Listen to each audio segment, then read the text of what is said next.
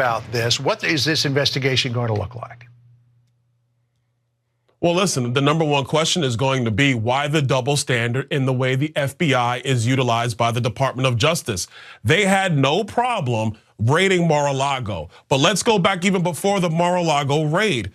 Donald Trump's attorneys was in negotiations, in talks with the National Archives. They were well aware of what was happening at Mar-a-Lago. So why the FBI raid? You compare that to what's happened with Joe Biden at his residence, where yes, the FBI was there, but Merrick Garland didn't do his job in making sure that they were running the search and investigation to make sure everything was found and secured. Third question, did Joe Biden's attorneys, do they have security clearance to handle these documents and continue that search? That's a major question as well. As politicians keep talking about the document problems between both presidents, the current and last, Trump and Biden, and the documents that they were holding at different residences and places like that.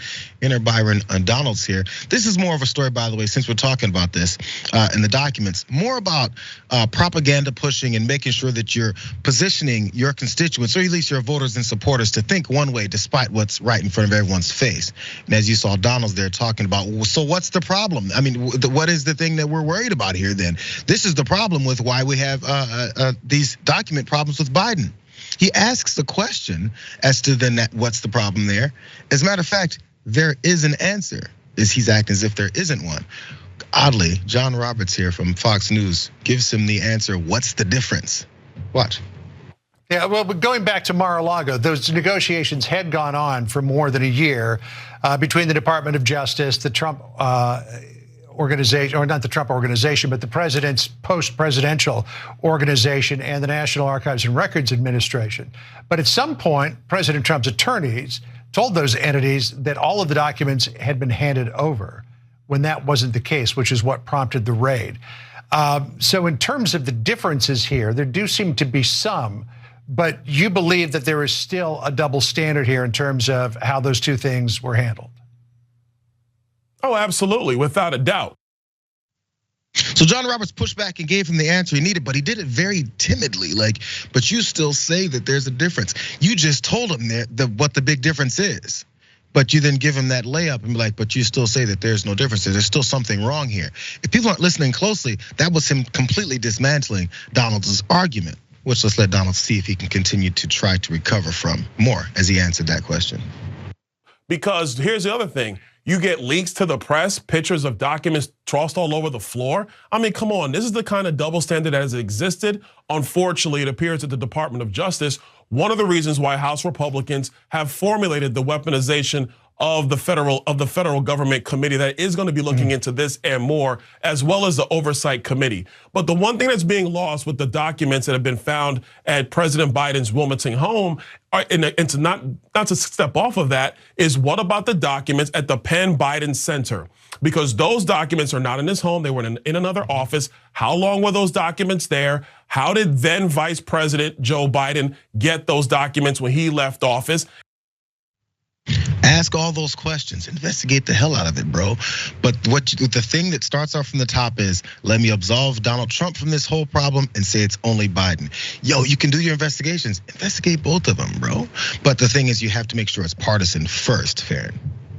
Yeah, and the special prosecutor that they've picked to look into the Biden situation, it's a former Trump appointed U.S. attorney, so it's a Trump guy. And the DOJ is basically bending over backwards to say, listen, Republicans, I'm doing everything you want me to do. I'm putting your own guy in charge of this to just try to dismantle any arguments that this is somehow a partisan investigation. And of course, Republicans don't care. They're going to attack it as a partisan investigation. Trump has already come out against that special prosecutor as well, said, oh, he's been friendly to Democrats and rhinos alike. And it's like, dude, that's your guy. You put him in a position of power, and now you're trashing him just because he's the one that gets to investigate Biden.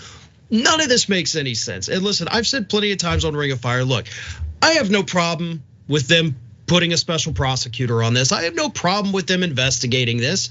If worst case scenario, you find corruption, and we root out corruption. Fantastic. Yep. And most likely what's gonna happen is it's gonna fizzle out, just like the investigation into the investigators. I forget his name, it escapes me at the moment, but that whole big thing that was supposed to blow everything open and then just literally disappeared with nothing happening, no convictions, and Republicans are pretending it didn't happen. The same thing will probably happen here because yeah, Biden had things he shouldn't have had, but was it malicious? Was there intent to break the law? I don't think at all that is the case. I don't think he did anything maliciously. I don't think, as Republicans have suggested, there was a blackmail scheme, to say, I've got these documents and you can't investigate Hunter, even though this was before all of the Hunter stuff was even happening. None of it makes any sense, but they're pushing it because they have to craft this narrative that what Biden did was bad, but what Trump did was totally cool. Yeah, and the thing is, if you want to play down the middle, like I was saying, they can go after all of it. If you want to find the truth, it's obvious whether or not you're looking for the truth. One little thing you mentioned that I want to, expand on there. You said it's going to fizzle out, but the whole point about it fizzling out, is being the details of this. What stays is that thought in the back of supporters' heads. This is totally unfair. It's all completely exactly the same. That's why once Byron Donalds blew over that response or that clarification, it's not for the sake of the facts, it's for the sake of continuing pushing that unfairness line. They need people stuck in this mindset of one side is coming for us. Can you believe how unfair they are? Well, do something about it. Go down the middle and make it fair. No, you stay with the partisan arguments because that's what propaganda is for. To leave that permeated in your head that what the problem is unfairness, and they're coming after you. Aren't those horrible un-American people coming for you and your president? Just completely forgetting what he did. Well, and that is what does give me cause for concern, because obviously, let's assume Biden doesn't get charged with anything, no crime, and that goes away. But then Trump does get charged. What will his supporters do at that point when they look out and say, well, Biden did it, he didn't get charged, our guy did it, he got charged, this is unfair, we have to do so. That's what worries me, because we have seen what these people can do, and so if that comes to that, I'm worried about what happens, across the country with these Trump supporters if he gets charged and Biden doesn't. Even though it's a completely different, scenario. How about a prediction? If it comes to that, what will then be said, the same narrative will be like, look at these Department of Justice, Biden Department of Justice folks that only went after Trump. And they'll completely gloss over the point that you made earlier, that this is a Trump guy who's investigating it. It's happened multiple times when Trump lawyers, Trump judges that are appointed do things that he doesn't like. And then the narrative across politicians and pundits on the conservative side ends up being, look at these lib Democratic judges, bro. But they brush right over the facts of who these people are.